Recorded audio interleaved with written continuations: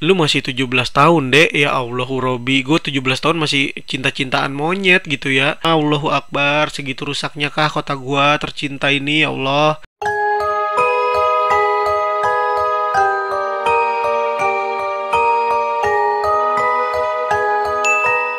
Hai guys, mohon bantu subscribe channel ini ya, supaya gua bisa jalan-jalan ke Itali. Buat yang udah, makasih nih. Maaf ngerepotin. Assalamualaikum warahmatullahi wabarakatuh guys. Balik lagi nih di channel kesayangan kalian. Apalagi kalau bukan Aquilaz Room. Nah kali ini Aquilaz Room bakalan ngebahas sebuah kasus yang lagi trending banget di kota gua ya. Ya gua anak Bekasi, anak planet lain.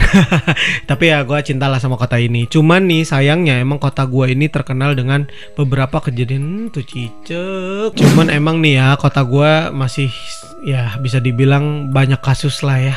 Ya semoga gue berdoa untuk kedepannya Bekasi lebih mantep lagi lah ya. Kagak ada nih kasus-kasus macam ini nih. Nah karena kasusnya memang kebetulan baru banget terjadi kemarinan nih ya, belum begitu lama ya. Gue mau ngucapin dulu kalau Aquilaz Room turut berbelasungkawa atas meninggalnya korban. Terutama nih ya buat keluarga korban yang ditinggalkan, mudah-mudahan diberikan ketabahan ya, diberikan kesabaran. Gue sedih juga sih sebenarnya mengingat ya kita semua kan punya keluarga ya. Kalau ada orang yang disayangin di dalam keluarga kita yang harus menjadi korban dari kasus gitu kan, kayaknya pasti terpukul banget lah ya. Ya mudah-mudahan diterima amal baiknya dan dihapuskan dosa-dosanya. Untuk pelakunya mudah-mudahan ini jadi pelajaran berharga buat dia dan ya kedepannya bisa jadi manusia yang lebih baik lagi lah ya. Nah guys, akhir-akhir ini nih kota Bekasi ya, kota gua tercinta nih ya, untuk saat ini lagi geger dengan sebuah kasus ditemukannya potongan-potongan tubuh manusia nih.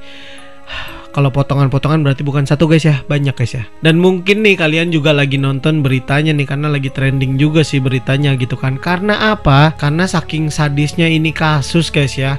Dan ya pelakunya pun masih bisa dibilang belia lah, remaja lah ya, bukan belia sih. Jujur nih ya, sebenarnya gue ngeri banget bahas kasus ini guys ya, karena sadis banget sih. Dan bahkan nih ya, TKP-nya pun adalah tempat yang gue sering lewatin ya, zaman-zaman gue kerja dulu di salah satu perusahaan gitu ya. Gue lewatin ini TKP mulu gitu, jadi kayak familiar banget lah TKP-nya. Tapi nih ya, karena ada request dari beberapa subscribernya Aquilaz Room juga gitu ya, ya gimana dah, gue jadi terpaksa untuk bahas kasus ini guys ya. Dan sebelumnya gue mau ngingetin nih guys ya, sebenarnya gue ngebahas kasus ini bukan berniat untuk menjelekkan sesuatu, apalagi sampai korban dan sebagainya, bukan.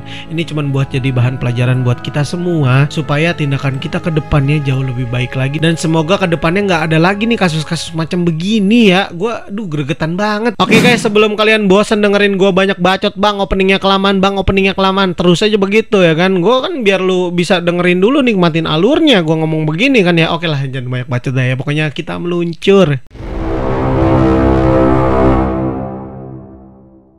Doni Saputra usianya 24 tahun. Ini pria asal dari Desa Mulyasari, Majenang, Cilacap, Jawa Tengah. Dan ini Doni ini sebenarnya dikenal sebagai orang yang sangat baik, bisa dibilang good boy lah di lingkungannya ya.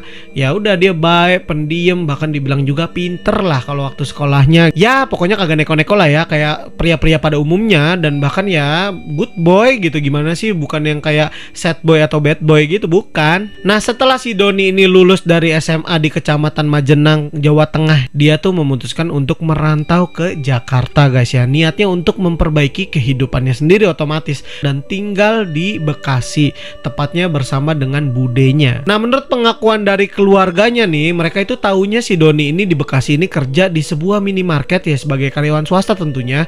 Dan ya fan-fan aja kehidupannya, mungkin sesekali ngirim uang ke kampungnya, ya wajar lah kayak umumnya orang yang ngerantau, gimana sih. Tapi guys ya, keluarganya si Doni itu merasa kayak disamber bergeledek di tengah bolong ketika aparat desa sekitaran rumahnya dan juga pihak perwakilan dari kepolisian datang ke rumahnya dan mengabarkan bahwasannya Doni harus meninggal di tempat dia merantau. Bahkan ibunya tuh sampai, ya wajar lah ya, namanya ibu-ibu dengar anak yang dia sayang, dia besarkan dan dia harapkan jadi ya penerus dari keluarganya, pastinya ya sedih lah. Nah sekarang kita masuk ke profil pelakunya guys ya. Pelakunya ini dikenal dengan nama Ahmad YJ. Jangan tanya gue YJ-nya apa, karena memang masih berlangsung ya, jadi masih kayak disembunyikan lah, disamarkan namanya gitu kan. Terus ini pelakunya usianya masih 17 tahun guys ya, dan dia warga Bekasi Tulen ya, dan dia tergolong juga keluarganya itu sebagai keluarga PMKS ya. PMKS itu adalah keluarga yang bisa dibilang ya kesulitan melaksanakan fungsi sosialnya ya, mungkin karena adanya hambatan ekonomi dan sebagainya lah ya. Oke guys, kita lanjut ya guys ya. Ahmad ini nih, si pelakunya ini dikenal sebagai orang yang pendiam sebenarnya, dan dia ini tinggal di rumah warisan keluarganya. Ibu bapaknya ini udah meninggal lama sebenarnya, dan dia memilih untuk tinggal sendiri di rumah peninggalan dari orang tuanya tersebut. Sebenarnya si Ahmad ini punya 2 orang kakak dan keduanya udah menikah ya, tapi si Ahmad nggak mau tinggal bareng sama kakaknya. Dia lebih memilih untuk mengurusi rumah yang diwarisi oleh ayah dan ibunya. Nah, rumahnya si Ahmad ini terletak di Kampung Pulau Gede, RT 5 RW 11, Jaka Sampurna, Bekasi Barat guys. Tapi sebenarnya bisa dibilang kakak sama neneknya yang masih ada lah, keluarganya si Ahmad ini nggak gitu aja ngelepasin si Ahmad guys, karena mereka sesekali berkunjung ke sana menurut pengakuan dari tetangga-tetangganya gitu. Masih nengokin lah ibaratnya mah ya, ngelongok gitu, nih cucu gue lagi ngapain, nih adek gue lagi ngapain gitu. Jadi kayak terkontrol masih walaupun tinggal sendirian. Dan untuk menyokong biaya hidupnya sehari-hari, si Ahmad ini bekerja sebagai pengamen atau manusia silver. Lo tau kan tuh ya, kalau di pinggir-pinggir jalan yang manusia dicat gitu ya, dari ujung rambut sampai ujung kaki itu semuanya warnanya silver glowing kayak gitu ya. Gua nggak tahu dia nyalon di mana, tapi yang jelas glowing parah gitulah. Lo pasti pernah banget ngeliat lah ya. Nah, sebenarnya nggak ada yang salah dengan pekerjaannya sebagai pengamen pun, sebagai manusia silver, manusia hijau, manusia ungu, nggak ada yang salah sebenarnya guys dengan itu semua. Karena Ahmad ini dikenal sebagai pria yang sangat baik, ramah, bahkan ya masih bersosialisasi dengan lingkungan. Dan hal inilah yang menyebabkan ketika ada polisi datang untuk menangkap dia gitu ya, ini pihak-pihak tetangganya pada geger, kaget semua, nggak percaya kalau si Ahmad ini melakukan tindakan sekeji itu terhadap korbannya. Oke guys, sekarang kita masuk aja ke kronologis kasusnya. Cekidot. Nah, singkat cerita nih guys ya, kedua personal ini nih yang beda latar belakang tadi nih, ketemulah mereka di sebuah angkutan umum pada bulan Juni 2020 guys ya. Jadi kayak menunjukkan ya, awalnya sih ngobrol-ngobrol biasa, wajar namanya satu angkot gitu kan ya. Nanya mungkin kamu kerjanya kayak gini. Ya karena si Ahmad ini bisa dibilang ya baik, mungkin supel juga. Jadi ya si Mas Doni ini tertarik sama si Ade Ahmad ini nih. Udahlah, ketika tertarik mereka ini lebih dekat, akrab gitu, kayak cepet nyambung, kok nyambung nih gitu kan. Dan mereka tuh kayak tukeran kontak, dan mereka sepakat lagi untuk ketemu kedua kalinya di rumahnya si Ahmad. Nah, setelah dirasa makin dekat lewat chat, lewat kontak-kontakan mereka gitu ya, ini sebenarnya udah agak weird juga sih buat gua, to be honest gitu ya. Laki-laki sama laki-laki mendekatkan diri tuh ya, kalau bukan teman dari kecil atau teman sekolah atau teman kuliah mungkin ya, kayak something ya weird lah ya, bisa dibilang aneh gitu ya. Nah, di bulan Juli 2020 akhirnya si Mas Doni bersambanglah ke rumahnya si Ade Ahmad nih guys ya. Dan ya ketika mereka main, ya ngobrol makin akrab, dan di situ menurut pengakuan si Ahmad ya, Doni ini mengajak berhubungan badan. Ya gitu ya, laki-laki sama laki-laki. Dan gua nggak membenarkan tindakan ini sama sekali guys ya, tapi ya kan memang ada juga ya bagian dari manusia yang tertarik sama sesama jenis gitu ya.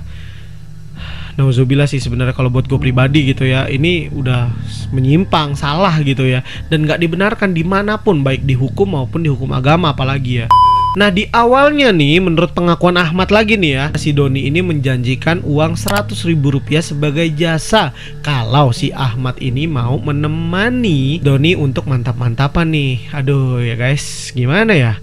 Aja gitu kan si Ahmad, iya dah bang gitu kan, nyari duit susah bang. Ya udah akhirnya mau lah nemenin gitu kan. Yang pertama bener dibayar 100.000. Terus ya karena mungkin dirasa Ahmad ini servisnya memuaskan. Jadi ya Doni ketagihan gitu dan menjadikan si Ahmad ini langganan gitu kan ya. Dia berkali-kali meminta Ahmad untuk menemani dia untuk mantap-mantapan gitu kan. Ya udahlah ya guys. Gue sebenarnya agak sedikit nggak nyaman sih bawainnya, tapi ya gimana, begitu faktanya. Nah tapi guys nih ya, setelah berkali-kali melakukan mantap-mantapan bersama si Doni, Ahmad ini merasa seperti dibodohi dan dicurangi oleh si Doni. Karena apa? Karena bayarannya si Doni makin lama makin berkurang. Padahal si Ahmad mungkin udah ngerasa servis yang diberikan udah paling top markotop. Nah sampai akhirnya nih bener-bener si Doni cuman melakukan adegan mantap-mantapan sama si Ahmad, nggak dibayar sama sekali. Yang tadinya 100.000 berkurang jadi 75, berkurang jadi gocap, sampai bener-bener gratis ujung-ujungnya. Kayak butuh sama butuh seolah-olah gitu. Padahal si Ahmad ini merasa tidak membutuhkan sama sekali hal tersebut, dan dia benar-benar melakukan itu hanya untuk uang saja. Nah karena dia udah ngerasa benar-benar dilecehin secara batin dan komersil gitu ya, dia udah merasa sakit hati banget nih. Mulai timbullah dia mau ya menyakiti si Doni. Ya kata kasarnya mah sebenarnya dia mau ngebunuh si Doni. Dari mulai si Doni melakukan hal tersebut ya, mantap-mantapan tadi yang kelima kalinya, dimana si Doni udah bener-bener nggak bayar lagi jasanya si Ahmad. Perlakuannya pun menurut pengakuannya si Ahmad, lagi-lagi nih guys ya, ini gua nggak bisa bilang Ahmad pasti benar juga sih sebenarnya ya, karena kasusnya masih berlangsung dan ya yang satunya nggak bisa dimintain keterangan karena udah nggak ada. Si Doni ini kasar banget ketika melakukan adegan mantap-mantapan sama dia gitu, sering mencaci dan sering juga bermain fisik bahkan mungkin ya. Dan ini menyebabkan sakit hatinya si Ahmad ini makin memuncak lah ya kan guys. Nah menurut pengakuan Kabid Humas Polda Metro Jaya, yaitu Bapak Kombes Pol Yusri Yunus ya, Komisaris Besar Polisi nih, Kombes Pol ya, si Ade Ahmad ini sudah berniat untuk membunuh Mas Doni tadi nih dari semenjak 4-5 kali yang tadi gue bilang ya. Ini orang harus gue lenyapin nih kayaknya biar tahu rasa gitu ya. Dan terlaksanalah pembunuhan tersebut di rumahnya si Ahmad pada tanggal 5 Desember 2020 guys. Nah karena menurut pengakuan tetangganya emang Doni ini sering datang ke rumahnya Ahmad, dan bahkan nih ya kalau di hari Sabtu Minggu si Doni ini nginep di rumahnya Ahmad. Lu tahu kan ya, kalau laki-laki sama laki-laki dan emang udah begitu gitu ya, sorry to say nih ya, ngapain lagi gitu kan ya, sepanjang malam mungkin ya. Aduh. Ya udah pokoknya singkat cerita si Doni ini ketiduran setelah melakukan adegan mantap-mantapan sama si Ahmad ya. Ya udahlah, ketika Doni tidur, diambillah itu parang di belakang rumahnya Ahmad ya. Udah langsung ditancepin ke perutnya si Ahmad nih guys. Nah menurut pengakuan Ahmad, ketika pertama kali dia menghujamkan senjata tajam ke perutnya si Doni, ini sebenarnya Doni masih hidup guys ya, dan sempat meronta. Tapi karena si Ahmad ini makin panik ngelihat korbannya yang masih hidup, akhirnya sama si Ahmad itu dihujamkan lagi senjata tajamnya ke mulutnya si Doni ini 2 kali guys ya. Dan masih ngedip gitu katanya, kata menurut pengakuan si Ahmad ya. Aduh ya Allah, astagfirullah. Hujamkan lagi senjata tajamnya si Ahmad ke matanya si Doni. Lu masih 17 tahun dek. Ya Allahu Robi, gue 17 tahun masih cinta-cintaan monyet gitu ya. Lah ini udah nyocok-nyocok orang, ya ampun. Allahu Akbar, segitu rusaknya kah kota gua tercinta ini ya Allah. Ketika si Doni ini dicocok lagi kepalanya, masih hidup juga ya, terus aja cocok-cocokin tuh senjata tajamnya ke badannya si Doni sampai benar-benar Doni tewas. Tapi nih karena si Ahmad belum puas nih ya guys, gila nih bejatnya ya pelaku ini ya, luar biasa parah sadisnya gitu ya. Digoroklah lehernya si Doni guys, dihujamkan juga ke dadanya juga ya. Terus bahkan nih yang paling parahnya nih guys ya, mukanya si Doni ini di sayat-sayat pakai senjata tajamnya si Ahmad tadi guys. Gila ini sadisnya level, aduh, ngalahin kasus-kasus sebelumnya yang gue bahas nih guys ya. Gila ini. Setelah melihat si Doni ini terkapar tidak bergerak lagi nih, baru di situ si Ahmad bingung. Ya Allah. Nah seperti yang pernah gue bahas juga ya di video apartemennya Kalibata ya. Ya udah si Ahmad mungkin terinspirasi untuk memutilasi tubuh korbannya gitu ya. Dia ambillah itu pisau dapur yang gede-gede mungkin ya untuk misahin tubuh-tubuh dari si Doni guys ya. Nah tubuhnya si Doni ini dipotong menjadi 4 bagian, yaitu kepala, badan, tangan, dan kakinya mungkin ya. Jadi ya supaya dia mau buangnya itu lebih gampang dan bisa dibuang di tempat-tempat yang berbeda. Udah niat dari awal berarti guys ya. Ya udahlah, dibuanglah tubuhnya si Doni ini di sekitaran di bantaran Sungai Kalimalang, dibuang itu nganyut begitu aja gitu ya. Kepalanya dibuang di tempat terpisah dan tangannya ini dibuang ke sekitaran tempat pembuangan sampah sementara di wilayah Kayuringin lah, dekat Kalimalang juga sebenarnya, nggak jauh-jauh lah. Bedanya tuh sekitar berapa kiloan lah ya mungkin ya. Gokilnya juga nih ya, si Ahmad ini ngebuang tubuhnya Doni menggunakan sepeda motor milik si Doni guys. kayak kagak ada dosanya tuh orang ya. Itu bener-bener dikantongin plastik ya. Nah sebenarnya menurut pengakuan tetangganya nih ya, si Ahmad ini di hari kejadian setelah si Doni ditangkap tentunya ya kaget kan tetangganya, dan dia baru inget, oh iya di hari tersebut sebenarnya si Ahmad ini minta plastik ke dia nih ya. Plastiknya ukuran gede-gede, cuman karena dia kagak punya, dia bilang kagak punya Mat, gua kagak punya yang segede begitu. Emang lu minta plastik gede itu buat apaan? Nah si Ahmad tuh cuman bilang ya buat ngebuang barang yang udah nggak kepake di rumahnya aja ya. Dan menurut pengakuan tetangganya hal itu hal yang wajar gitu ya, dimana kalau lagi beresin rumah kan banyak tuh barang-barang udah sampah-sampah nggak kepake gitu ya, dibuang pakai plastik gede gitu ya. Dan juga nih ya menurut pengakuan tetangganya lagi guys, sebenarnya di hari tersebut ketika diingat-ingat nih, di rumahnya si Ahmad emang bunyi jedak-jeduk, tapi bukan orang dugem ya guys, bukan jedak-jeduk gini, bukan, bener-bener kayak orang gedebugan gitu loh. Dan ketika itu sebenarnya tetangganya udah nanya sama si Ahmad gitu kan, dipanggil lah si Ahmad, Mat itu bunyi apaan? Si Ahmad cuman bilang kalau dia lagi masang keramik gitu kan. Nah sebenarnya di hari yang sama juga nih pengakuan tetangganya lagi-lagi udah ada hal yang aneh nih. Dari rumahnya si Ahmad itu kecium bau cat atau pilok yang sangat menyengat gitu kan, kayak nusuk hidung banget, gimana sih, ganggu gitu loh.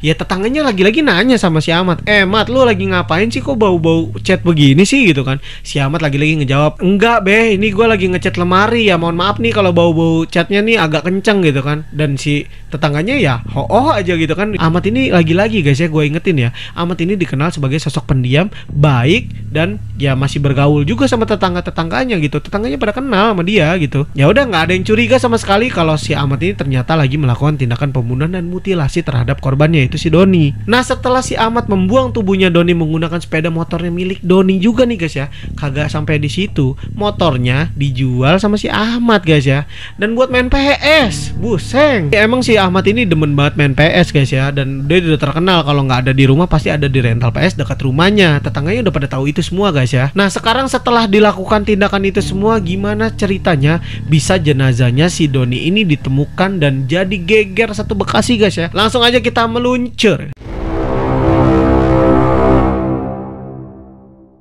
Pada hari Senin kemarin nih guys ya, baru banget kemarin lah ya, tanggal 7 Desember 2020, Kota Bekasi digegerkan oleh penemuan jasad tanpa kepala dan cuman ada tangan kanannya doang, kagak ada tangan kiri, kagak ada kakinya, yaitu di sekitaran Kalimalang. Dan yang menemukan ini adalah seorang wanita yang punya bengkel sekitaran situ, namanya adalah Halimah. Pada awalnya nih, Halimah ini menemukan sebuah gunting yang dia tidak kenali, dan dia merasa ini gunting bukan gunting dia.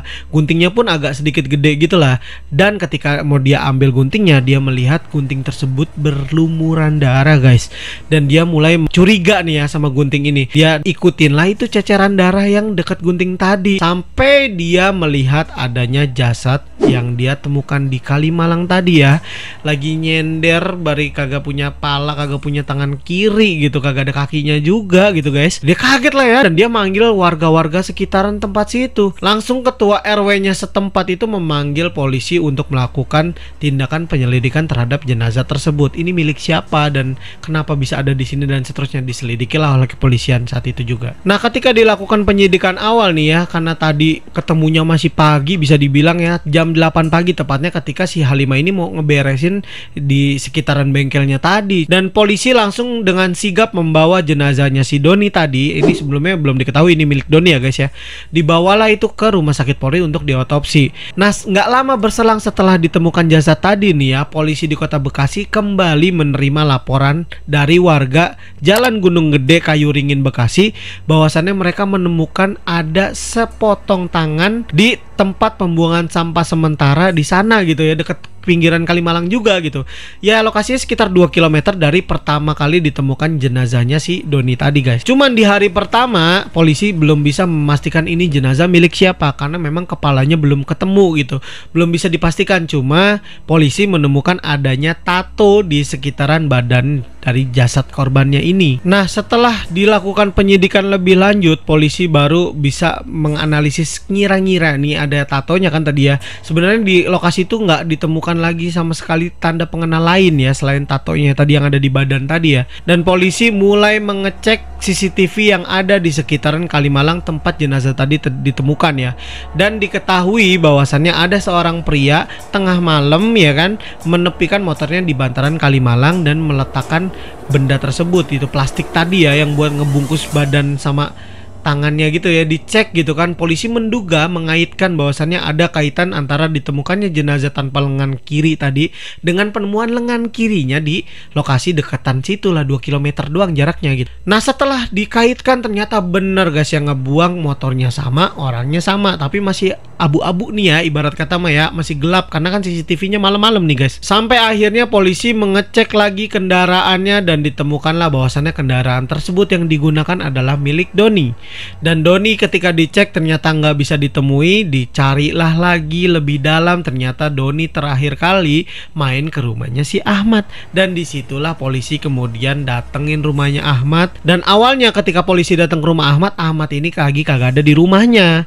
Dan tetangganya kaget nih ada polisi tiba-tiba di rumahnya si Ahmad gitu kan. Tadi kan Ahmad dikenal sebagai orang yang baik gitu dan pendiam pula gitu. Warga pada nanya nih, Pak ada apaan emang sebenarnya gitu kan. Baru polisi menjelaskan bahwasannya diduga Ahmad melakukan pembuangan terhadap jenazah yang diketahui adalah Doni tadi guys. Nah sampai akhirnya warga pada geger dengar kalau si Ahmad ini melakukan tindakan sekeji itu terhadap temennya yang dia biasa main ke rumahnya gitu kan. Sampai akhirnya warga memberitahu pihak kepolisian bahwasannya Ahmad itu berada di rental PS4 di sekitaran wilayah Keranji, nggak jauh dari rumahnya ibaratnya gitu kan. Polisi langsung nyamperin dah tuh rental PS tadi. Begitu disambangi rental PS4 tadi ya, bener aja si Ahmad lagi nyender baris lonjoran gitu kan, main game. Dan ketika ngelihat polisi, Ahmad ini nggak melakukan sama sekali perlawanan ketika ditangkap. Dan dia mengakui semua kejahatan yang dia lakukan. Nah ketika olah TKP datang dong tuh ya polisi ke rumahnya si Ahmad sama si Ahmad-Ahmadnya gitu kan. Menurut pengakuan RW setempat ya, RW 11 tempatnya si Ahmad tinggal ya, Bapak Nurdin kalau nggak salah RW-nya. Dan dia tuh mengakui bahwasannya di dalam rumahnya juga masih terdapat sisa potongan daging manusia yang diduga itu pasti milik Doni ya. Dan dibungkus 3 lapis plastik dan ditutupi dengan semprotan pilok warna silver guys ya, yang mungkin biasa dia pakai buat milokin badannya ya. Nah setelah semuanya udah lengkap, alat buktinya udah ada, semuanya ceritanya udah diceritain kronologisnya sama si Ahmad tadi. Menurut pengakuan Ahmad udah jelas lah semuanya ya. Akhirnya si Ahmad ini didakwakan oleh pihak kepolisian, dibawa ke meja hijau. Nah pihak kepolisian menuntutkan 4 pasal berlapis kepada si Ahmad ya. Tapi walaupun gimana pun ya, polisi menyatakan bahwasannya persidangannya si Ahmad ini akan berbeda karena Ahmad ini diketahui masih berada dalam golongan di bawah umur karena dia 17 tahun tapi belum punya KTP guys ya. Nah pasal yang dijeratkan kepada si Ahmad dari pihak kepolisian adalah pasal 340 KUHP Junto, pasal 56 ayat 1 KUHP, dan juga pasal 351 ayat 3 KUHP atau pasal 365 ayat 2, dan juga pasal 480 KUHP yaitu tentang pembunuhan berencana dengan ancaman hukuman sekitar 20 tahun penjara atau seumur hidup.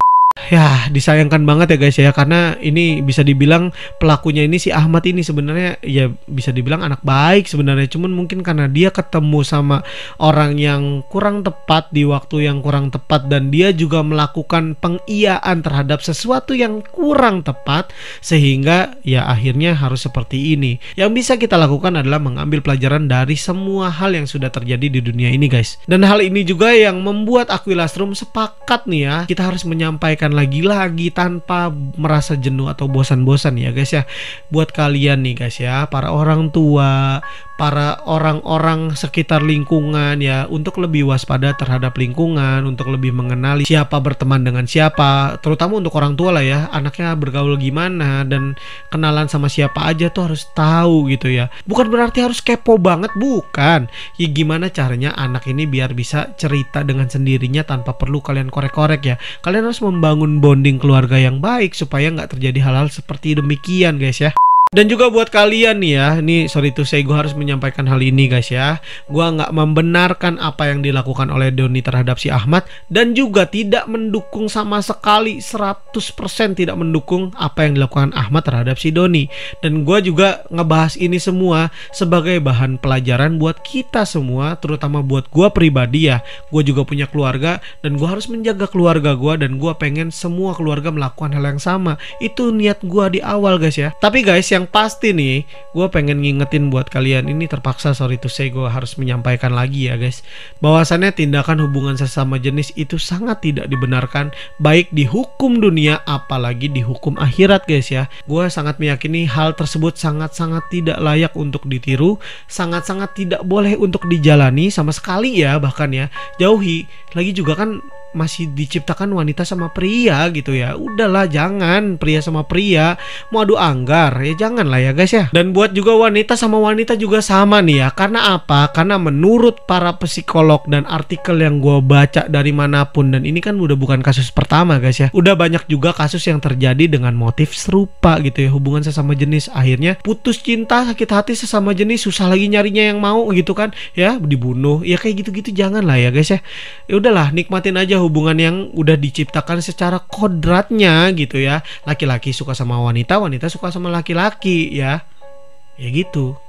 Sorry to say buat kalian ya, mungkin ada juga ya yang mungkin merasa hal tersebut benar, ya itu silakan opini kalian gitu ya. Jangan paksakan itu terhadap gua, karena gua meyakini itu tidak benar sama sekali dan itu tidak akan membawa kebahagiaan guys ya. Ini pesan moral yang bisa gua sampaikan buat kalian para viewersnya Aquilas Room, supaya kita benar-benar bisa menciptakan generasi emas buat Indonesia Raya guys. Oke guys, gue mau ngucapin banyak makasih buat kalian yang udah nonton videonya Aquilas Room dari awal sampai akhir. Ya buat kalian yang udah nonton videonya Aquilas Room berkali-kali tapi belum subscribe ya, gue doain semoga Tuhan membukakan pintu hidayah untuk kalian nak, untuk mengetuk pintu hati kalian untuk mensubscribe channelnya Aquilas Room. Supaya apa? Supaya kita bisa lebih dapat manfaatnya sama-sama guys ya. Apa manfaatnya ya? Kan gue sering ngasih pesan moral buat kalian ya guys ya. Walaupun yang dibahas serem-serem, tetap aja ujungnya gue kasih pesan moral biar nyimbangin gitu loh ya, biar balance. Dan buat kalian yang udah subscribe, jangan lupa juga tekan tombol notifikasinya biar lu kagak ketinggalan kalau kita upload lagi. Karena Aquilas Room bakal upload mulu tiap minggunya. Video-video yang akan kita bahas ke depannya pun pasti akan menarik untuk kita simak bersama dan kita ambil pelajarannya bersama guys ya. Buat kalian yang punya akun media sosial, jangan pelit-pelit untuk share videonya Aquilas Room supaya makin banyak juga yang tahu tentang adanya channel Aquilas Room. Dan akhir kata, gue mau ngucapin banyak makasih lagi dan see you on next video.